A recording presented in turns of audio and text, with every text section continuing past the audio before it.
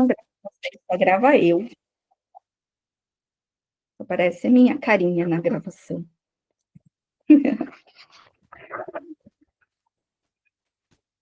Muito bem, gente. Uma semana se foi. Alguém leu alguma coisa, pesquisou alguma coisa, quer comentar algo desses dias aí, do nosso primeiro encontro, alguma curiosidade ou qualquer coisa relevante? Dani, eu até fiz umas leituras e umas anotações, mas eu estou em trânsito aqui, então não vou conseguir parar para comentar. Daí, mais do meio para o final, eu consigo. Então tá bom, beleza. Então tá. Mais ninguém? Eu também não. Eu acho que eu entrei na Filsa do estudo agora, né? Oi, Adri. Tudo bem? Que bom ver você. Eu entrei na Filsa do estudo e daí essa semana eu não peguei o livro. Mas tá bom. Mas é bom saber que tem essa possibilidade desse momento para a gente dividir e conversar juntos, né? Todos a postos com material? Alguém quer algum PDF? Coisa? Não? Juarez chegou, seja bem-vindo. Vamos começar, então, nossas percepções. A gente ainda está na introdução, né? Então, no primeiro dia, nós conversamos sobre, meio que de uma forma geral, sobre o conteúdo do que a gente vai ver em Sophie. E aqui a gente está vendo um pouco sobre, tem o prefácio do livro antigo e o novo prefácio, onde está dando uma pincelada também do contexto, que é o que vai facilitar o nosso entendimento do pós, tá? Que nós vamos vendo ali no decorrer. Então, para quem tem o livro, que é esse aqui que eu tenho, a gente parou na página 15, tá? Bem ali no meio, onde fala sobre o grande segredo das apresentações. Aí vamos acompanhando a leitura, às vezes eu dou umas puladas aqui quando eu vejo que não vai acrescentar muito ou que não vai faltar, para a gente conseguir ter foco, tá? O grande segredo das apresentações cosmogônicas é que descrevem simultaneamente o macro e o microcosmos. Então, o contexto todo de Psissofia, ele está revelando o macro e o microcosmos. Para quem já leu Caibalion, vai entender o que significa isso com mais facilidade, né? Quem não leu ainda, vale a pena, porque traz muito a percepção sobre o funcionamento do universo, do todo, da energia, das vibrações, e aí tem-se essa ideia até tem um vídeo, se vocês pesquisarem no YouTube, eu vou achar depois e vou mandar lá no grupo. Um vídeo que começa mostrando lá a célulazinha, ou molécula de uma folhinha, e vai subindo, subindo, subindo, subindo, até chegar no universo, e mostra que são coisas semelhantes, né? É um vídeo que fala exatamente isso, do macro ao microcosmos, para a gente entender. E aí, no gnosticismo, mais especificamente lá no livro que eu falei agora.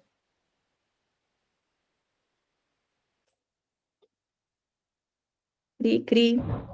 Caibalion.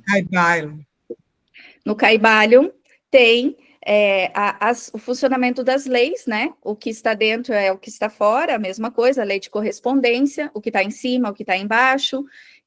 Então, é basicamente um resumo desse funcionamento do macro e do microcosmos. É como se nosso corpo é um organismo com microcélulas, né? Então, é como se a gente olhasse para o universo, para a existência como um todo, nós fazendo parte de um grande organismo. Então, nesse sentido, o macro e o microcosmos. Esse último aspecto é a história oculta do homem como arquétipo, o microcosmos, né? Como arquétipo e déságua no grande oceano da peregrinação da alma, que deve mergulhar na matéria, onde fica prisioneira por incontáveis eons, ou eras, até que seja resgatada pelo Salvador.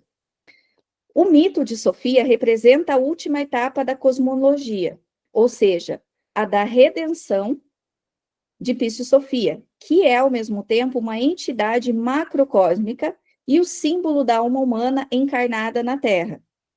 A história de Sofia, portanto, traça uma linguagem velada, as etapas da queda e da salvação da alma, sendo esta última descrita como as metanoias de Sofia.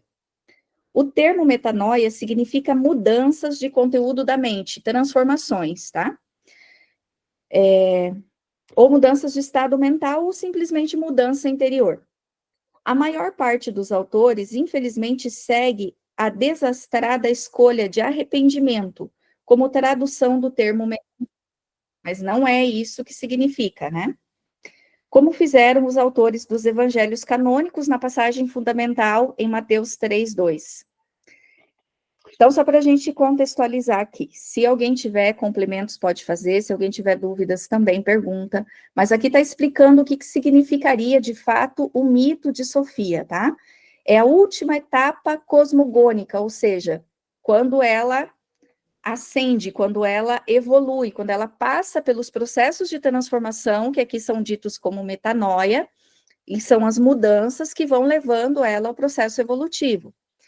Então, é representado simbolicamente como se fosse uma personalidade, ou como se fosse um ser, né, uma alma aqui do mundo. Mas ela é o todo, é como se fosse a representação, a Piscis Sophia como um todo, mas aí atrás essa divisão do macro e do micro. Não a divisão, a junção, de fato. É simbólico para que a gente consiga compreender e aplicar a nossa própria percepção. Ou seja, todos nós somos Sofia. Todos nós estamos passando pelas nossas transformações, né? Pelas metanoias da vida que vão trazendo essas mudanças internas. As experiências que vão ali, né? Ressignificando todo o nosso processo. Então, é de certa forma aquilo que aconteceu com Sofia em toda a sua trajetória. É o que nós estamos vivendo, de fato.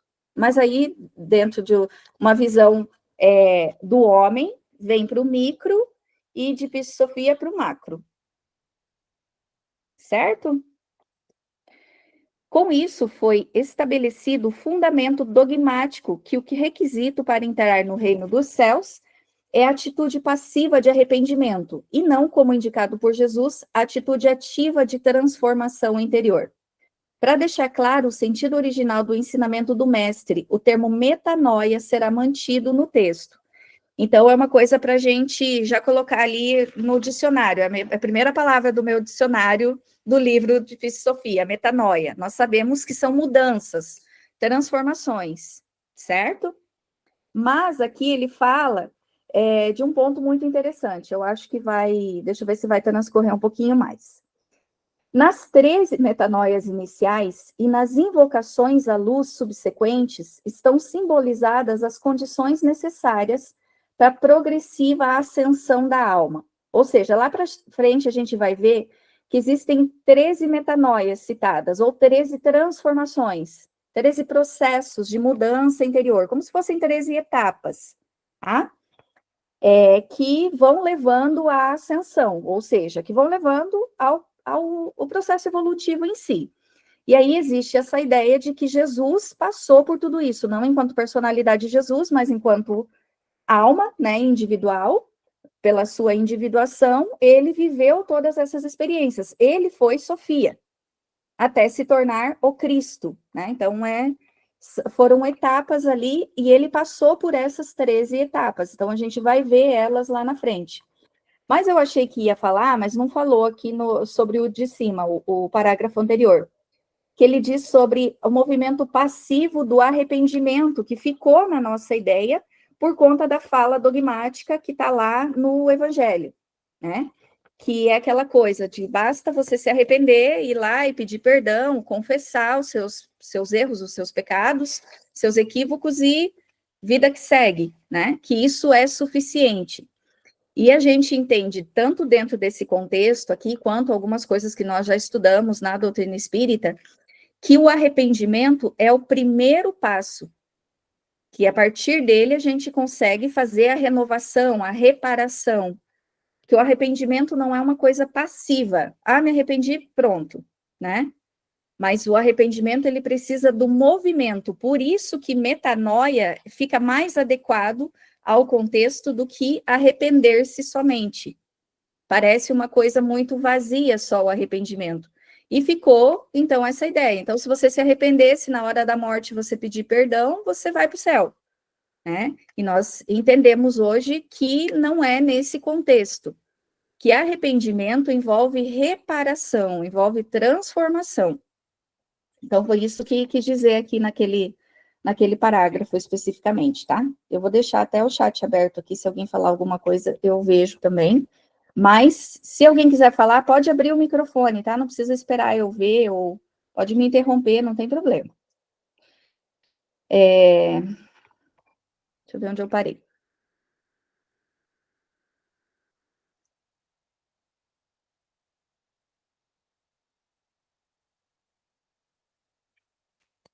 Pronto, deixa eu me achar. Não, estou na página errada, provavelmente.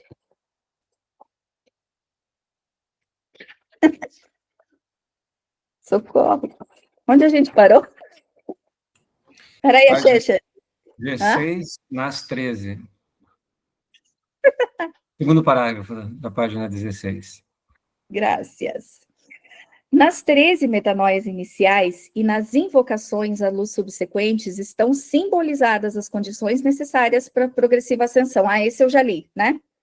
Que era onde eu estava explicando sobre os 13 processos que a gente vai ler mais para frente lá, vai ter especificações sobre isso para a gente entender. Não vamos pular a etapa, mas é isso.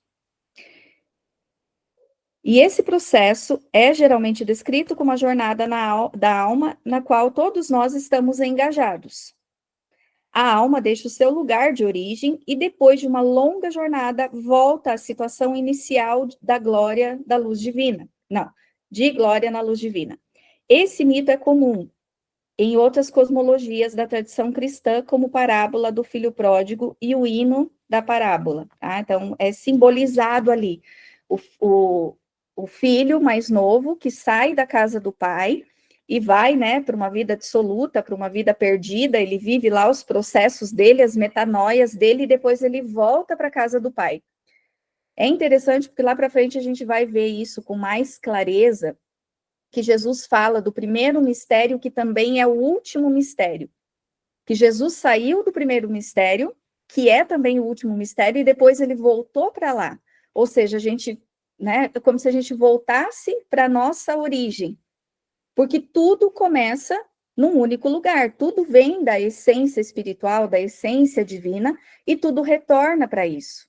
Então, não existe uma ascensão no sentido de subida. É um ciclo que vai se fechando e se completando. Por isso que ele fala que ele veio do primeiro mistério, que é também o último mistério, tá? Que é o 20º alguma coisa, não sei o que lá. A gente vai chegar lá também. A parábola do filho pródigo parece ter como objetivo a apresentação em forma simplificada da realidade do que é a vida humana. Se alguém não conhecer, né, é legal ler ela depois ou entender o contexto, porque é uma parábola também que dava um estudo aí de meses, se a gente fosse focar nela, tá? Como tudo que existe no mundo da manifestação ocorre em ciclos. Assim, o filho mais novo sai da casa do pai, vai para uma terra distante e depois de dissipar a sua parte da herança e de várias peripécias, ele retorna ao seu lar. A primeira etapa do ciclo é a descida até o ponto mais denso da matéria, representada pelo filho pródigo alimentando os porcos, ou seja, né, ele foi ao fundo do poço da vida, no sentido moral, realmente, assim. Ali a representação dos porcos é o que a vida mais dissoluta, a maior dificuldade que alguém pode passar, foi simbolizado ali por isso. Ele comia, ou ele, né, o que ele tinha para comer era a mesma coisa que os porcos comiam. Então, isso simbolicamente representa o ser humano quando ele vai, né, destruindo a vida dele, não no sentido de totalidade, mas que ele vai ali se afundando nos vícios, nos prazeres, nas dores do mundo, em todos os processos egóicos que a gente vai ver mais lá para frente também. E aí depois ele retorna para o mesmo lugar onde ele veio. Então não é distante, não é um outro lugar, não é um ponto negativo e um ponto positivo. Eu simplesmente achei isso incrível. Saber isso para mim assim foi trazer essa sensação de totalidade e da gente perceber que não é uma questão de maior ou menor, de ser menos. Aí você percebe por que que um animal, por que que a natureza, por que que tudo tem o mesmo valor, tem a mesma, né, o mesmo prestígio que nós, né, que nós seres humanos. Então, a única diferença, como o Marcos falou, é a consciência, que nós estamos no processo de conscientização disso, desenvolvendo consciência. Mas enquanto essência, enquanto energia amorosa, não existe diferença.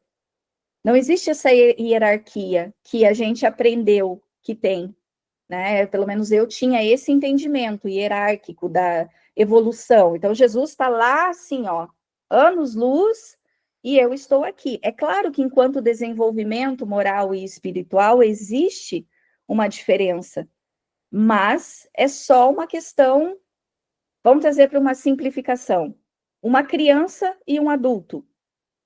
A diferença de valor entre eles. Quem tem aí um filho pequeno e um filho que já é adulto, ou já viveu essa experiência, o valor dos seres humanos é o mesmo.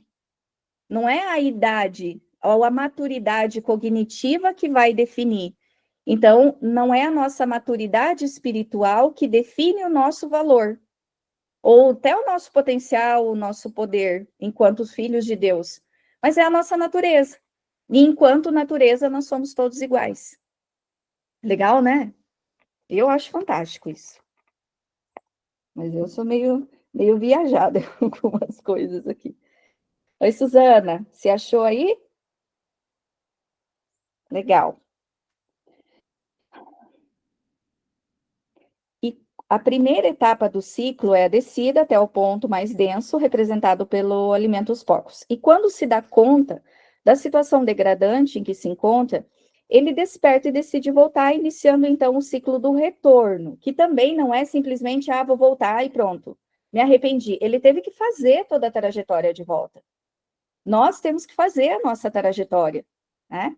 Talvez, com a percepção que nós temos hoje, a gente esteja fazendo algumas trajetórias de volta, e daqui a pouco a gente vai de novo lá, dar uma esfregada na cara lá na lama dos porcos, vai querer voltar de novo, e vamos fazer essa viagem aí algumas vezes durante as nossas próximas existências. Mas o fato é que existe um caminho, não é simplesmente dar um salto quântico e vou voltar porque eu me arrependi, né? Tem toda uma trajetória ali. E ao chegar à casa, é recebido com grande festa, com generosidade magnânima. O pai manda vesti-lo com a melhor roupa e entregar os símbolos de poder, as sandálias, que o capacitarão a trilhar o próximo ciclo da manifestação, e um anel, indicativo da conclusão bem-sucedida do ciclo. Então, ele fez todo o retorno e foi recebido ali com todas as honrarias. Por quê, gente? Isso também é uma coisa assim que eu sou fascinada. Até estava escrevendo agora há pouco um texto sobre isso, vou postar lá depois. Nem Jesus nunca definiu uma pessoa pelas atitudes dela. Deus não faz isso de forma nenhuma. Porque não foram as atitudes do filho pródigo que definiam se ele merecia ou não estar de volta à casa do pai e recebido com todas as honrarias, mas é quem ele era. Então, como se as atitudes dele, né, fossem perdoadas, e claro, ele tem todo um processo de reparação, sim, mas ele tinha valor por si só. Ele não perdeu o valor dele porque ele se afastou da casa do pai. Assim somos nós com as nossas atitudes, com os nossos equívocos. A gente não deixa de ter valor por conta disso. Hoje, até o vídeo que eu vou postar é numa entrevista que eu vi de uma moça que está no presídio, porque ela ela cometeu um homicídio, 2, na verdade, e ela está presa. E aí, o primeiro impacto que a gente tem é o qual? Quando vê uma mulher, né, toda mal cuidada, aquela coisa assim, presa, qual que é o julgamento, a impressão que a gente tem? É uma pessoa má, uma criminosa, fez alguma coisa de errado, ou matou, roubou, e já põe um rótulo na pessoa, isso é automático nosso. A gente tem essa tendência cultural, social, de fazer esse julgamento pela atitude. Aí a gente vai ver a história da mulher. Gente do céu. Aí você fala assim, será que eu faria diferente no lugar dela? Provavelmente não. Provavelmente faria até pior. Porque a gente entende o contexto do que levou a pessoa àquela atitude. Não é uma questão de concordância. Então, Deus, ele nos vê além das nossas atitudes. Eu coloco Deus aqui dessa forma simbólica, como se fosse alguém vendo, mas vocês sabem que não é, né? Mas é só para a gente entender a representação de como a energia divina também trabalha através de nós. Beijo, amor. Meu filho fez um recadinho, uma pergunta no papel. Posso dormir? Pode. Eba, obrigada, mãe. Beijo. Então, essa volta tem todo esse processo de construção ali para que ele possa ter sido recebido, porém, a natureza dele já permitia isso.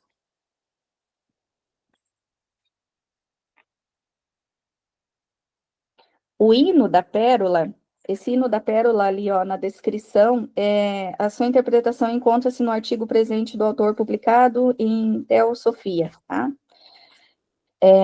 Eu não fui ler ainda ele, confesso. Contém muito mais detalhes e parece ser dirigido aos buscadores que já foram tocados pela realidade espiritual.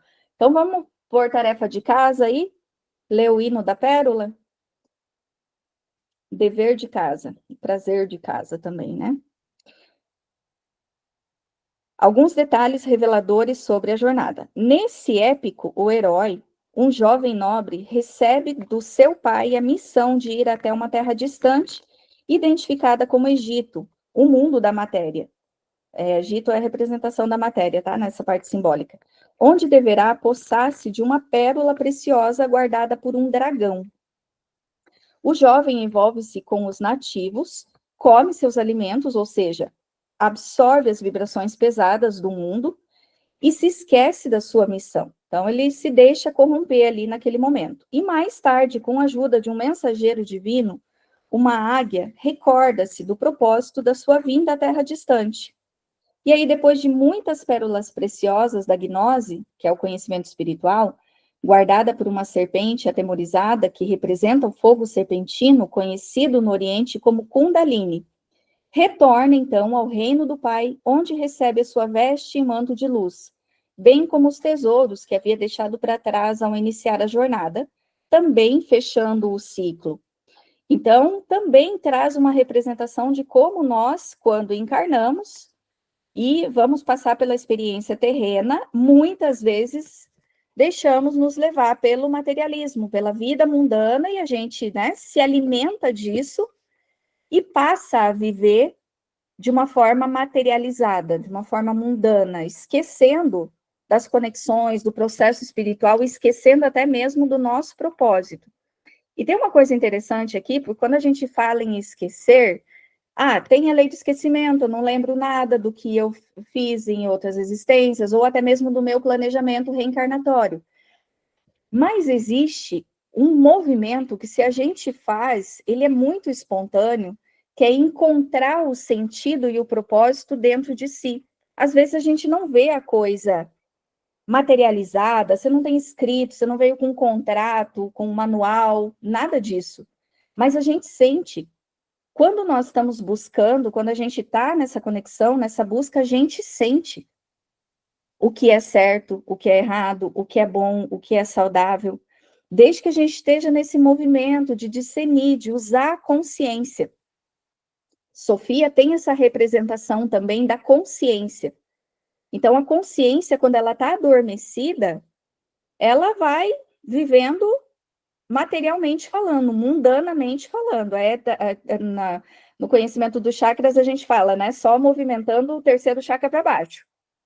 Então, é só daqui para baixo e é o que o mundo me traz, o que o mundo pede e as necessidades que eu tenho aqui, que envolve tudo da matéria. E esqueço no sentido de ignorar e não no sentido de memória, de buscar essa conexão, de buscar reviver, né, ou trazer o mundo espiritual, a essência espiritual aqui para o mundo material.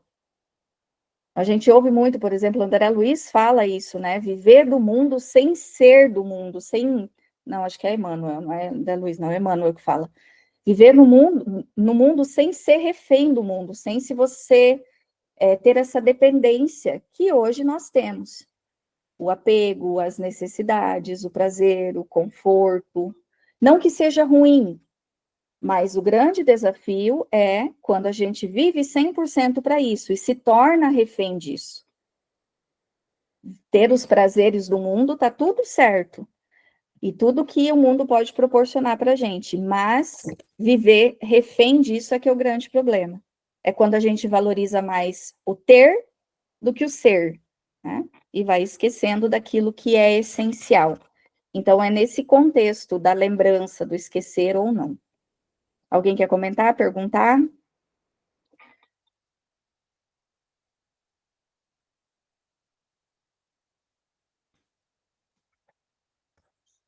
Um de cada vez, senão a gente não consegue chegar num contexto, né?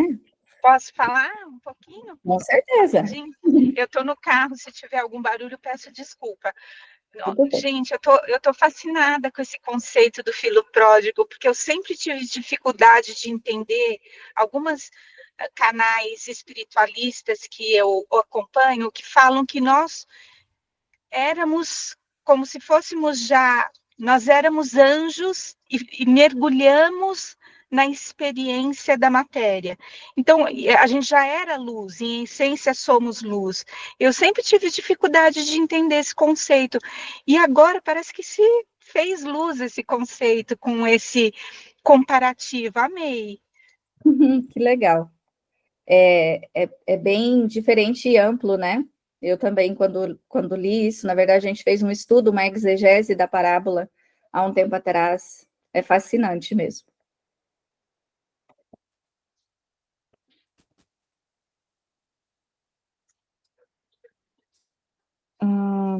Eu tenho que marcar onde eu paro de ler, gente. Eu vou começar a pensar e esqueço. O hino já foi, Kundalini já foi. Achei. Em ambos os casos, a história tem como objetivo mostrar que o ciclo deve ser completado, com o herói voltando ao ponto de partida numa volta mais elevada da espiral do progresso infinito. Esse herói nada mais é do que a alma humana que cumpriu a sua missão de acordo com o plano divino. Legal, né?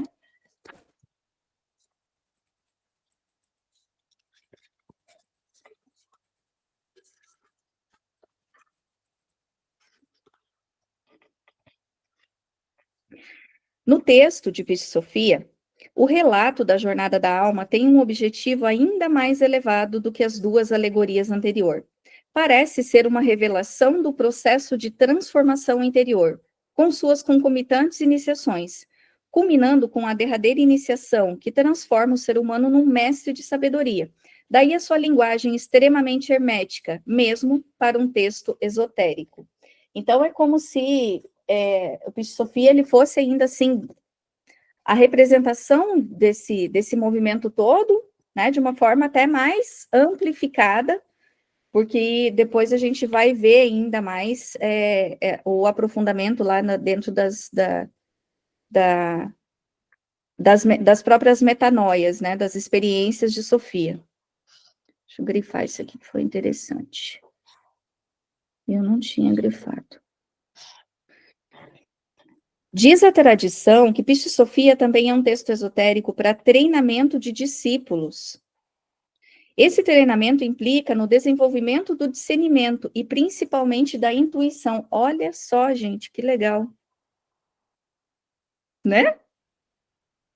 Estamos em treinamento. Um dos métodos utilizados para esse fim é o estudo de textos com importantes ensinamentos velados. A gente vai ver muito ensinamento velado. Esse procedimento era conhecido pela igreja primitiva. Por exemplo, Clemente de Alexandria, o padre da igreja, iniciando nos mistérios, já indicava a atitude que o verdadeiro buscador deveria adotar. Sabendo que o Salvador não ensina nada de uma maneira meramente humana, não devemos ouvir seus pronunciamentos de forma carnal, mas como a devida investigação e inteligência devemos buscar e aprender o significado oculto deles. Então, não dá para levar ao pé da letra nada do que a gente lê aqui. Senão, além de dar um tilt na cabeça, muita coisa não faz sentido. O estudante deve procurar observar esses ensinamentos, levando a caverna do coração em meditação para extrair o seu significado mais profundo. Esse eu grifei já. Achei muito legal. A caverna do coração. Esse exercício de estudo e meditação vai se configurando aos poucos, como um quebra-cabeça. Na medida em que consegue colocar as peças em seus devidos lugares, um segredo maravilhoso vai se descortinando progressivamente aos olhos. Esse segredo, diz a tradição, seriam as próprias chaves para ingressar no tesouro de luz de que fala o texto, o reino dos céus, dos evangelhos sinóticos e a vida eterna do evangelho de João. Dani, Oi. só uma colocação aqui, porque eu fiquei em dúvida aqui no segundo parágrafo, que ele fala o seguinte, ó, parece ser uma revelação do processo de transformação interior com suas concomitantes iniciações, culminando com a derradeira iniciação que transforma o ser humano num mestre de sabedoria.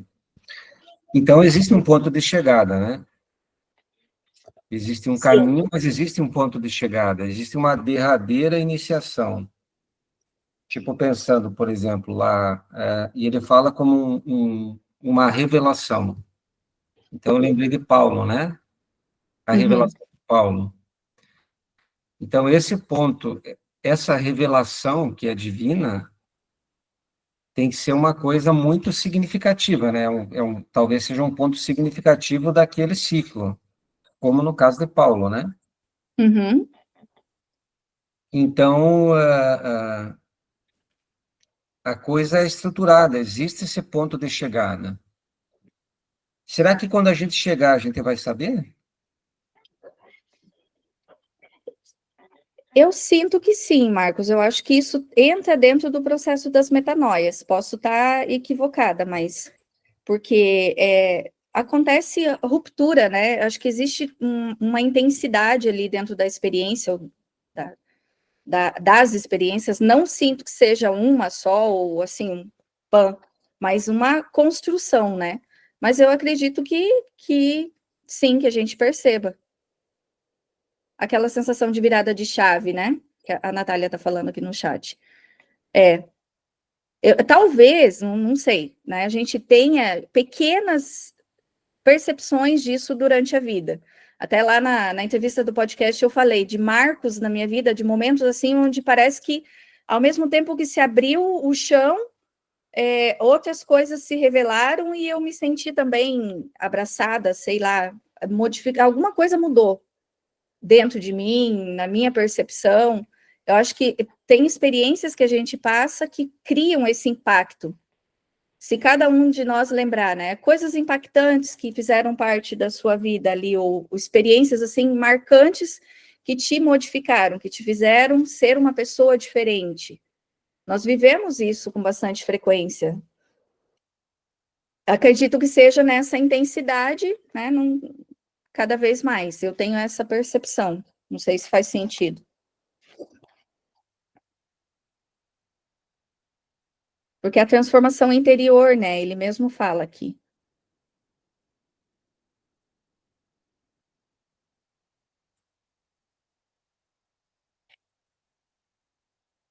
Isso? Na medida que consegue colocar as peças, ali também.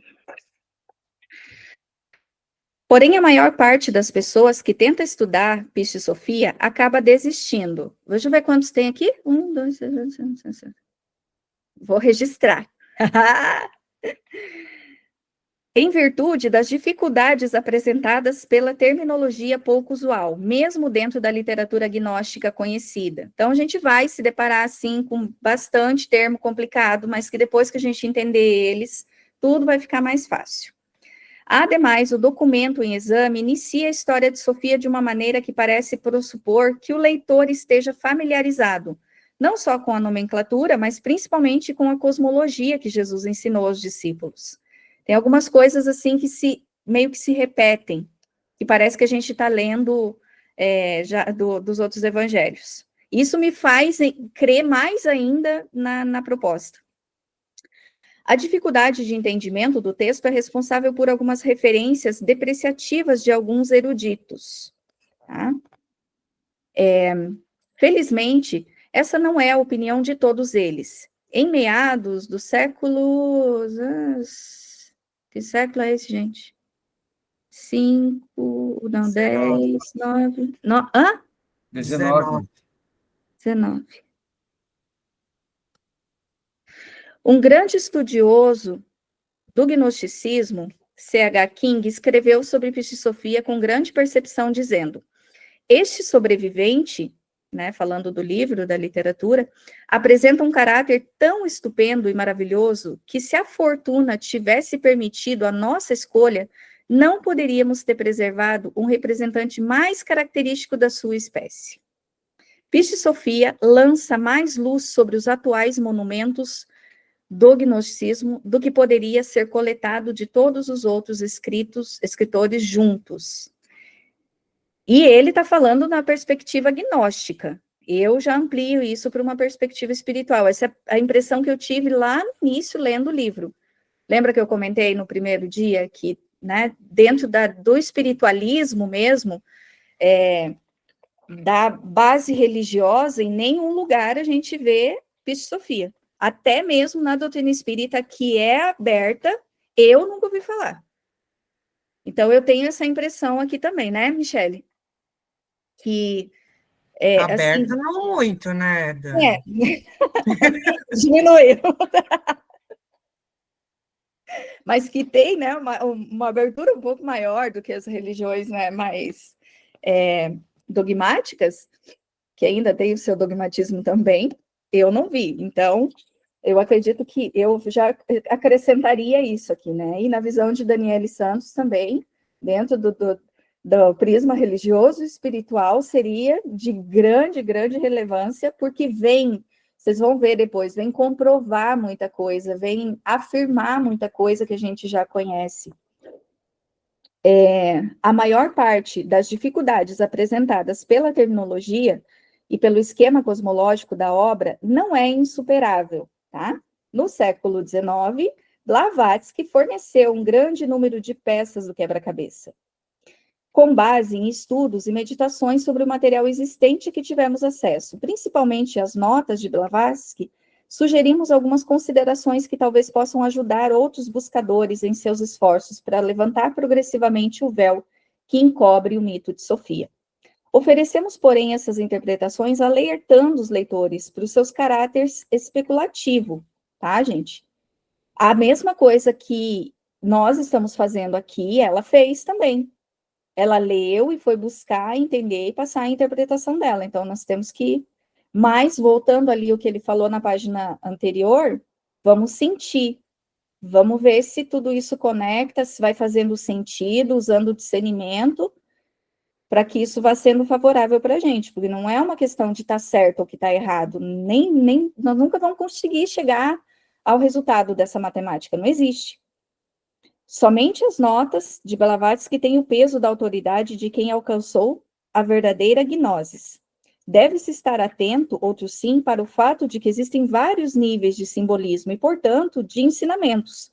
Isso significa que somente quando se transpõe um portal simbólico de entendimento, capacita-se a prosseguir a jornada rumo a níveis mais profundos da gnose.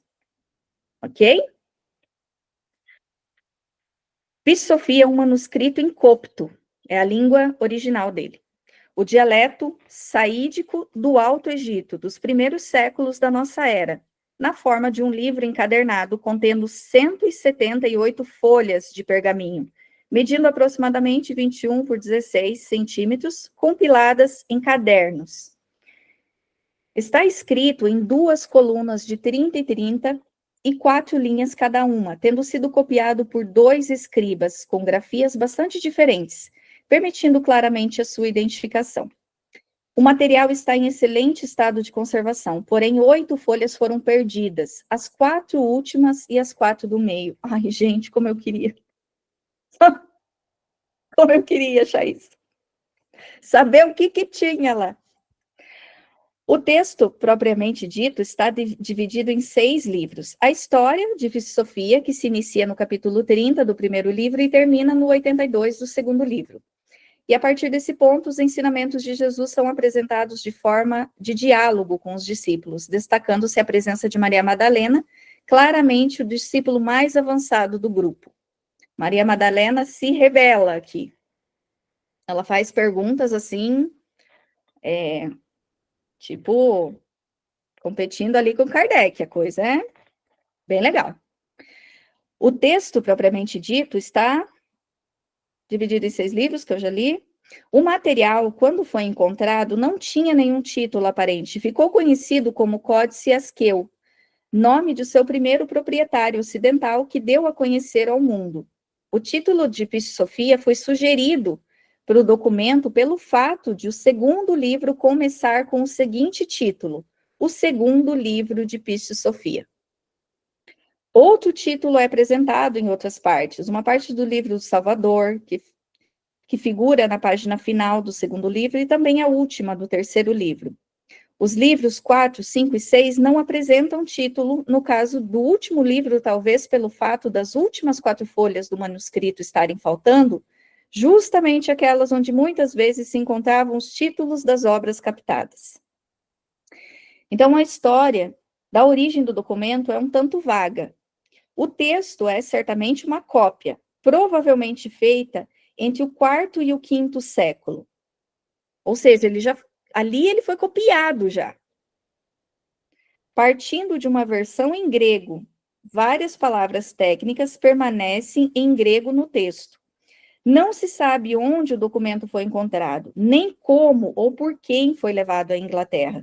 Naquele país, foi adquirido pelo médico inglês Askew, colecionador de manuscritos antigos, provavelmente em 72. O manuscrito, após a morte do Dr. Askew, foi vendido ao Museu Britânico. As primeiras informações sobre o texto foram divulgadas por Carl Lloyd, que estudou a pedido do Dr. Askew e sugeriu o título que poderia até hoje, escrevendo algumas notas a respeito, aproximadamente 20 anos após a aquisição de Askew. Uma pequena parte do texto, que são as 5 Odes de Salomão, foi traduzida e publicada por um bispo dinamarquês, F. Murter, em 1812. Segundo McDermott, uma cópia do texto integral foi efetuada por um estudioso francês, Dulaurier, mas jamais chegou a ser publicada e encontra-se na Biblioteca Nacional de Paris. Somente em meados do século XIX apareceu a primeira tradução completa de Sofia, pelo Schweitzer, e publicada após a sua morte. Foi uma obra monumental para a época, com a transcrição do texto e uma excelente tradução para o latim, publicada em 1851.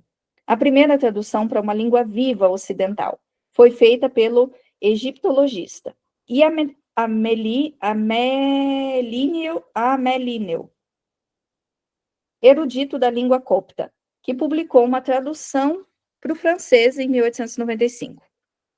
Mede, que já havia estudado o texto em latim, desgostoso com a tradução de Amelineu, apresentou uma tradução para o inglês da versão em latim, de Schweitzer, em 1896. Então, já foram ali tendo, algumas... Não, esse jeito não está certo, vou fazer de outro jeito. Em 1905, apareceu outra versão, dessa vez em alemão, produzida por Schmidt, a partir do original copto, que é até hoje considerada uma obra-prima. Mede, então, fez uma revisão da sua primeira versão, levando em consideração a tradução de Schmidt, olha que legal, adotando também a editoração apresentada por aquele autor que passou a ser a editoração usual para a obra. A nova versão em inglês, Mede, foi publicada em 1921 e reeditada em 1947, 55, 63 e 84. Primeira tradução do texto, diretamente do copto para o inglês, foi efetuada em 1924 por George Horner. A versão de Horner foi uma tradução literal, apesar de nem sempre ser fácil o entendimento das ideias assim apresentadas. As palavras exatas utilizadas pelos autores originais oferecem pistas claras para o significado interno do texto. Existe também uma tradução para o inglês, de P.A. Malpas, com notas e comentários de Médi, publicado na revista Lúcifer, que incluía alguns comentários de padres da igreja. E a tradução de Malpas foi feita a partir dos textos em latim, alemão e francês. E uma nova versão em inglês foi publicada em 78, dessa vez por Violet McDermott, a partir do original copto. Essa versão moderna beneficiou-se do acúmulo de conhecimento sobre a língua copta decorrente do esforço concentrado de dezenas de eruditos de todas as partes do mundo, que se debruçaram por muitos anos na grande obra de tradução da biblioteca de Nag Hammadi, encontrada no Alto Egito em 1945. Tem história aí, né?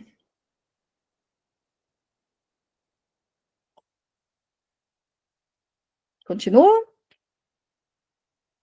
Aqui foi só, né, a trajetória de tradução e como que, de certa forma, chegou. Depois, acho que ele fala um pouco mais também como que Blavatsky teve acesso. Então, Jesus instrui os discípulos após a sua ressurreição. Aqui, esses trechos agora, ele vai falando do que vai acontecer, né? Então, trazendo, assim, uma percepção do que vem pela frente. A primeira parte do texto é especialmente tocante. Nela, Jesus encontra-se instruindo seus discípulos no Monte das Oliveiras após a ressurreição dos mortos. Esses fatos são extremamente importantes para o entendimento de toda a narrativa subsequente. Jesus permanece por um período de 11 meses, instruindo seus discípulos num corpo sutil, após o seu retorno dos mortos.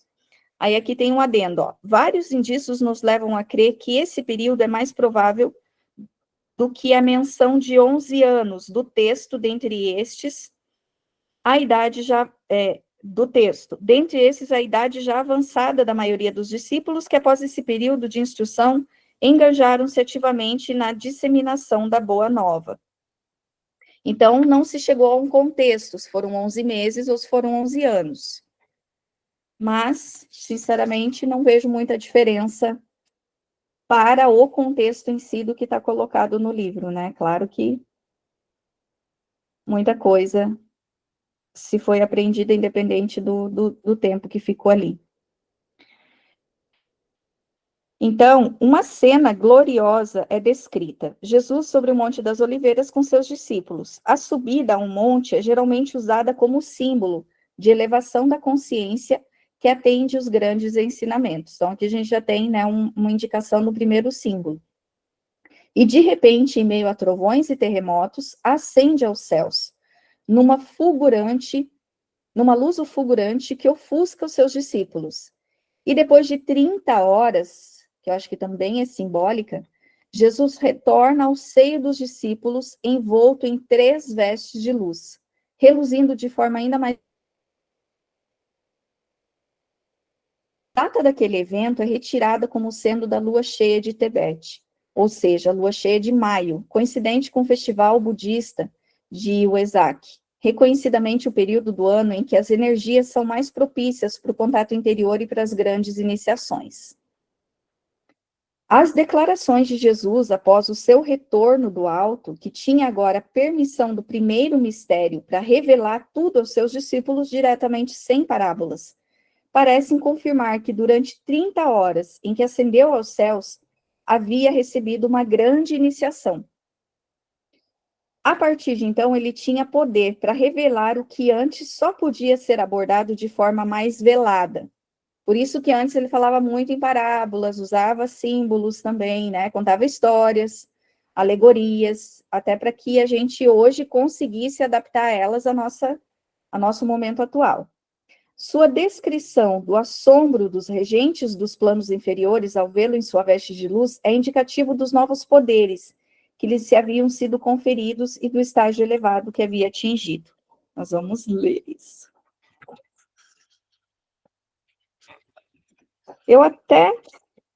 Deixa eu ver uma coisa aqui.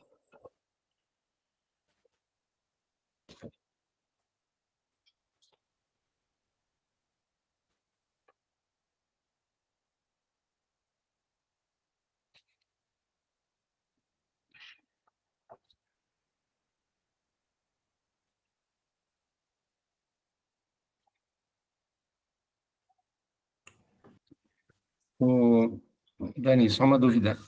Esse livro trata a partir do ponto da ressurreição, né? Isso. Mas anterior a isso, a Hã? gente aprende que Jesus, após a morte, né, enfim, desceu à mansão dos mortos e ressuscitou o terceiro dia. E é uma Uhum. coisa que sempre me intrigou. O que ele foi fazer na mansão dos mortos por esse período? Eu acho que é uma Ah, coisa interessante para a gente estudar também, porque terceiro dia e 11 meses, enfim, e esses dias aí, talvez seja um tempo atemporal, né? Então, talvez não sejam 3 dias, né? Mas ele ficou um período nessa mansão dos mortos. uhum. Parte do ciclo dele, né? Enfim, esse ciclo que ele veio passar aqui. Mas é É, interessante você pensar isso, né? Porque isso também é uma coisa que eu acho que tem que ser pensado, né? sim. O que Ele que foi lá fazer alguma coisa, né? eu não estou lembrando agora, eu li exatamente sobre esse período aí, que ele cita o que ele foi fazer, ou o que aconteceu, o que estava. Aí eu vim aqui no primeiro livro de Sofia para ver Naum. Até queria dar uma sugestão, se vocês acharem legal, a gente ir fazendo esse trocadilho de ler, não sei se vai funcionar na prática, mas talvez funcione agora. A gente leu ali como que seria a instrução dos discípulos. Daí, lá para o livro mesmo, que fica na página 67, e ler a íntegra do conteúdo original. Só para vocês entenderem a explicação com o conteúdo. Não sei se nos próximos a gente consegue fazer isso, mas agora sim. E em um dos dois, Marcos ele vai citar alguma coisa disso aí. Topam? O que vocês acham? Conseguem lá na 67? O primeiro livro de Piste Sofia. Tem a questão 1. Jesus até então.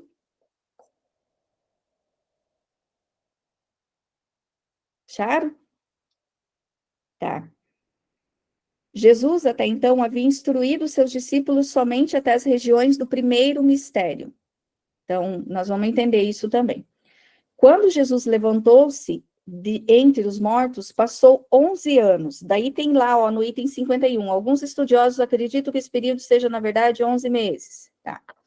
Falando com seus discípulos, e instruiu-os somente até a região do primeiro preceito e do primeiro mistério, no interior do véu que está dentro do primeiro preceito, o qual é o 24º mistério, por fora e abaixo, entre os 24 que estão no segundo espaço, do primeiro mistério que está diante de todos os mistérios. O Pai na forma de uma pomba.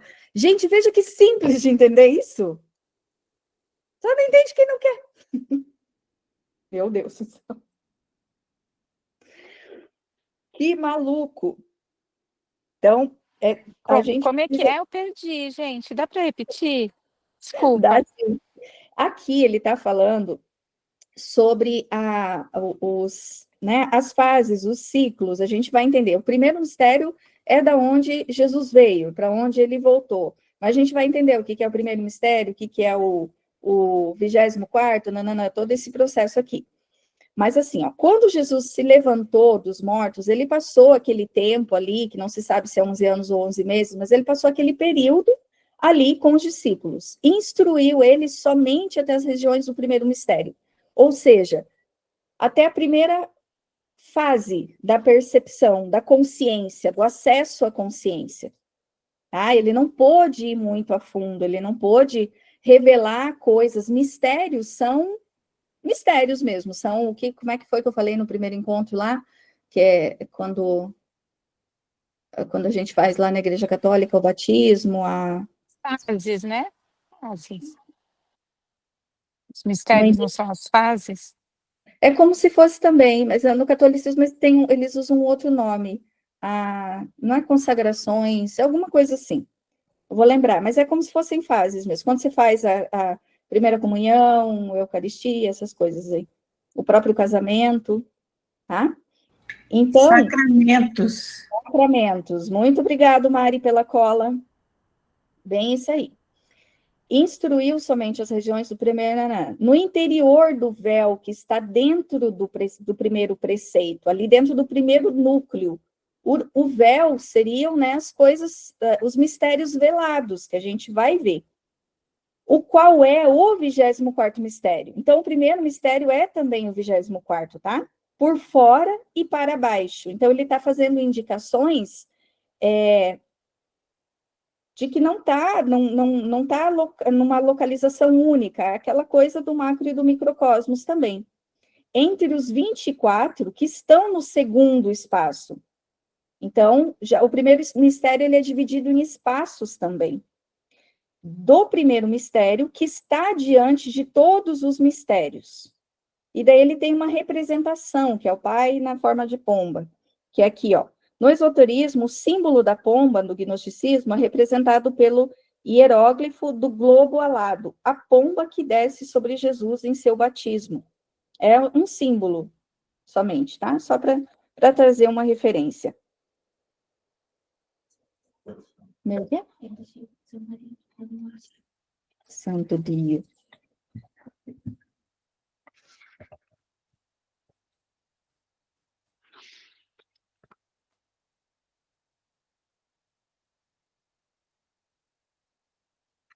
Aí, o que o primeiro mistério envolvia? E Jesus disse aos seus discípulos, vinda aquele primeiro mistério. Vamos devagar, mas a gente chega lá. Que é o último mistério, ou seja, o 24º mistério. Então, resume, gente. O primeiro mistério, o último mistério, o 24º mistério é a mesma coisa.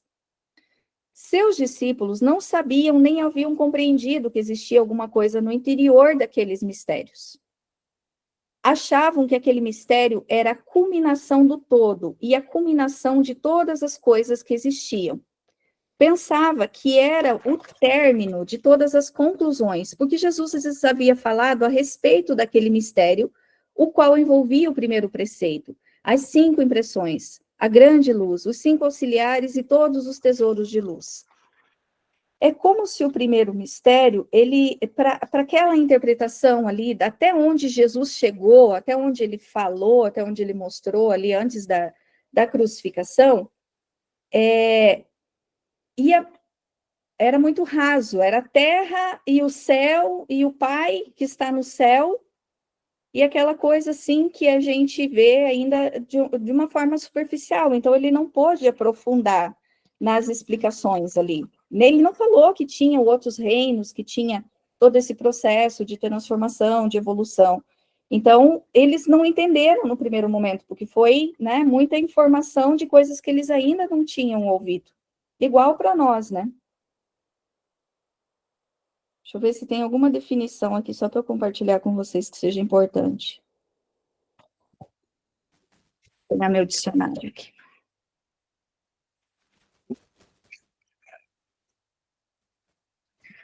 Ó, no meu contexto aqui do meu dicionário, eu coloquei que o primeiro mistério é simbolicamente um lugar de elevação espiritual, de compreensão da divindade. Pode ser associado a um estado de consciência, de conexão.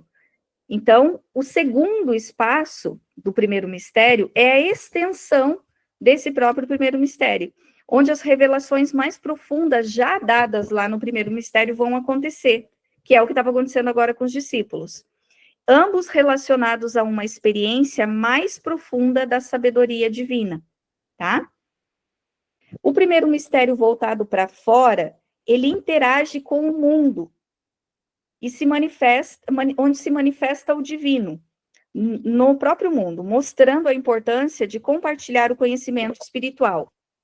O intermediador que leva os mistérios do inefável para o mundo, né? E o primeiro mistério para dentro, eu acredito que seja a conexão e a absorção do conhecimento espiritual em si. Então, o primeiro mistério, ele tem essas subdivisões. Então, o primeiro mistério voltado para fora, para o lado de fora, ou para baixo, ele é a manifestação. É como se Jesus encarnado, ele fosse simbolicamente o primeiro mistério. E como se fosse a segunda, né? O primeiro mistério voltado para dentro é essa conexão, a busca pelo conhecimento, pela sabedoria, pelo entendimento internamente, e a expressão. Como se o que nós estamos fazendo aqui hoje fosse o primeiro mistério voltando-se para fora. Deu para entender? Que foi o que eu entendi. Mas Brincadeira, deu sim. Entendi, mas não Deu compreendi. dentro do possível, né? Estamos no mesmo barco. Entendi também, mas não compreendi. Mas é nesse sentido, ele está falando da onde ficam. No Theta Healing, a gente estuda os planos da existência, tá? E existe, nesses planos, o conhecimento, onde ficam as leis, onde fica todo o funcionamento. Digamos assim, que o HD com as informações do todo, do universo. É como se o primeiro mistério fosse isso, fosse aonde acontecem as coisas, onde estão todas as informações. E aí, buscando, Jesus sendo uma evocação do primeiro mistério voltado para fora, ele estava, de certa forma, trazendo esse conhecimento do próprio primeiro mistério e voltado para dentro é quando você traz esse movimento, essa introspecção de tudo aquilo que, teoricamente, de certa forma, existe no primeiro mistério. Eu acho que à medida que a gente for avançando, nós vamos conseguindo fazer mais conexões.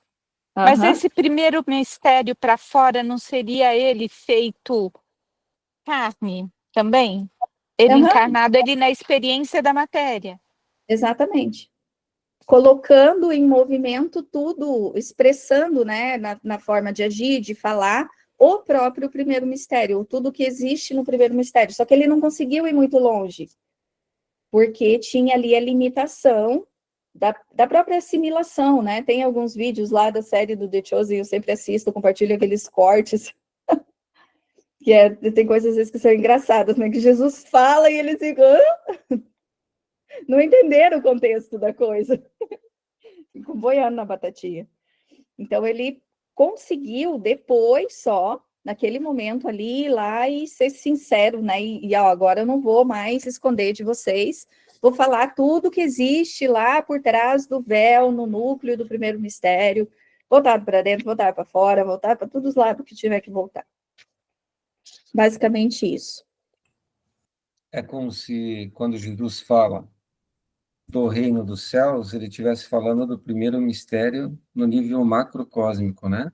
Isso. Ele fala que o reino do céu está dentro da cera, ele fala do reino microcósmico, ele fala de uma maneira que ele está internalizado assim como ele está externalizado. Perfeito, Marcos. Acho que você trouxe uma explicação mais clara agora sobre isso, né? Tem aquela fala do Juliano Posati que eu gosto bastante, ele disse, eu moro dentro do Deus que mora dentro de mim. É isso que você acabou de falar, né? O macro e o micro, nesse sentido. Exatamente essa a percepção para a gente entender o funcionamento. Então, não é um lugar, e o primeiro mistério, onde está toda essa consciência divina, as leis divinas, se a gente quiser dar esse nome também, a consciência do todo, ela está ali. Então, esse acesso, todo mundo sai dali, todo mundo parte dali. Jesus não foi diferente. O Cristo não foi diferente, né? Mas até ali a gente falou disso, né? Às vezes usa Jesus, mas não é a personalidade, é para referenciar toda a história dele. E aí ele acessando e trazendo esse primeiro mistério, além, o núcleo do primeiro mistério, para que a gente possa ter acesso e conhecer. Isso também eu acho fantástico.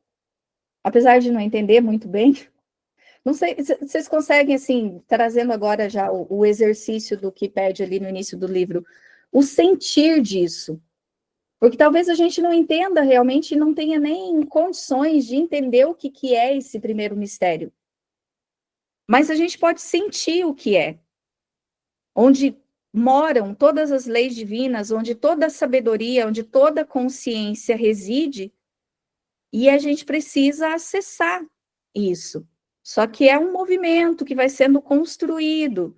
E Jesus fez esses acessos, ele saiu do primeiro mistério, ele retornou para o primeiro mistério, e quando ele veio para cá, ele trouxe, né, todas essas definições, o que ele foi ensinando, que é a própria manifestação do primeiro mistério voltado para fora, voltado para o mundo material, digamos assim. Acho que está indo, né? Devagarinho nós estamos entendendo. Né, Adriana? Adriana só tá... Ai, ai. Deixa eu ver se tem alguma coisa importante aqui nas definições.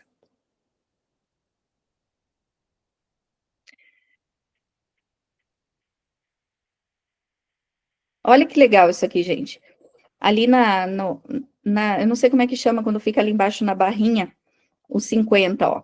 Piste-Sofia é uma definição, é uma palavra composta que significa fé, né, a gente já sabia, e sabedoria, Sofia. Para os gnósticos, a fé era a decorrência natural do conhecimento direto obtido em profunda meditação. Quando então a verdade lhes era revelada à luz da intuição.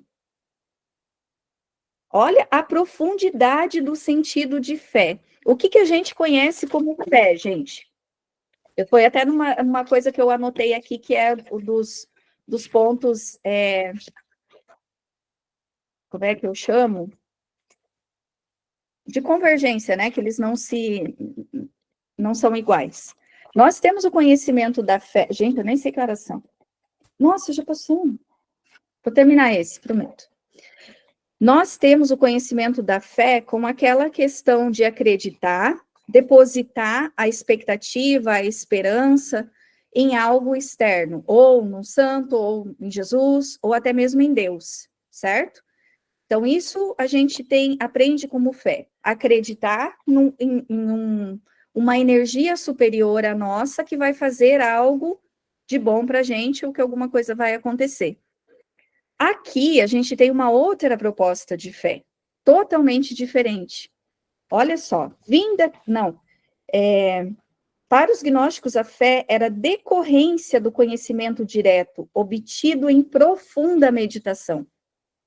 O conhecimento que não é o conhecimento teórico, é o conhecimento gnóstico, a gnose sentida, que é o que a gente está buscando fazer. E quando, então, a verdade lhes era revelada à luz da intuição, ou seja, a verdade não é uma teoria, ela pode ser expressa através de uma teoria, mas ela não é uma teoria. É sentido. Então, a gente desenvolve a fé a partir daquilo que acredita, baseado no conhecimento do sentir, da interpretação que nós fazemos de uma experiência, de uma coisa, né? Então, é totalmente diferente aqui o conceito de fé. E, para mim, faz todo sentido. É muito mais profundo, muito mais verdadeiro do que a transferência de responsabilidade, né?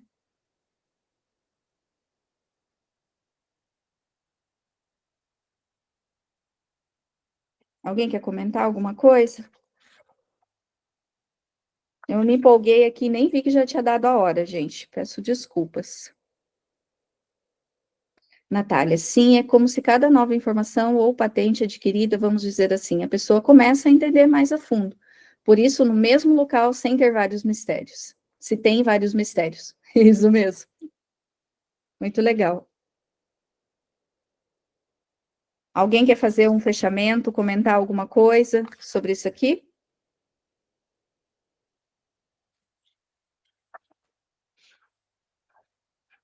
Se vocês deixam, eu vou embora. Não paro mais.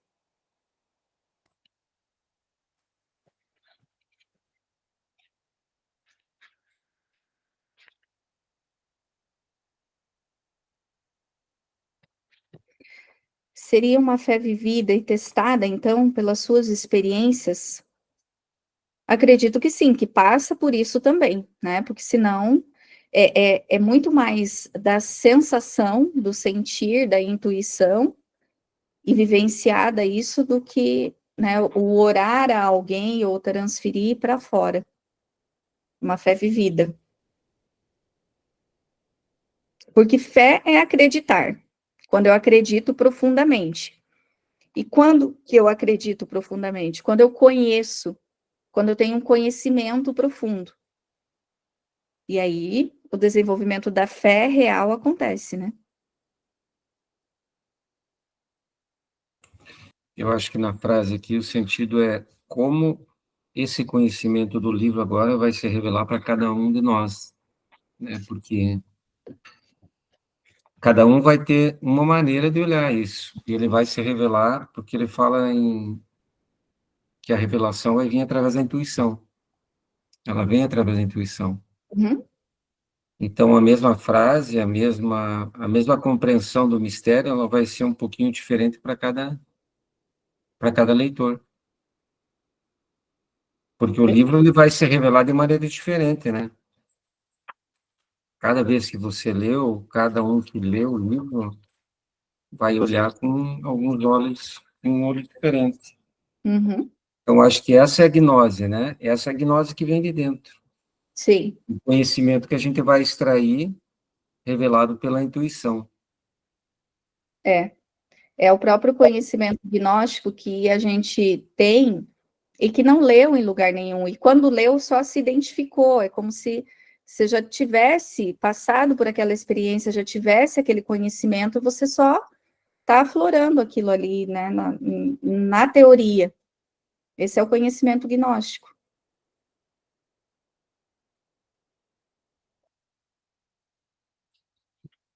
Muito bom, né? E olha que a gente nem começou a ler ainda a Sofia de fato.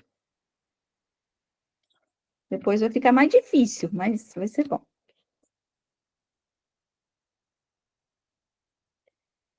Muito bem, gente. Respeitando o ciclo do horário aqui, que a gente já passou 15 minutos. Alguém tem alguma consideração, alguma coisa para falar por hoje? Se a gente entra em outro aqui, já vai mais meia hora em outro. Não rola. A não ser que vocês queiram ficar até mais tarde. Que não tenha nenhum marido esperando janta, que não... Nada assim. O meu já veio bater na porta aqui precisando de alguma coisa. Certo, então? Se alguém quiser ler parábola ou aquela lá que foi indicado lá depois, para a semana que vem, a gente vai falando. Vou procurar o vídeo lá e coloco lá no grupo depois. Tá bom? Então tá bom. Se ninguém quer ir embora. Tchau. Tchau, tchau. Tchau.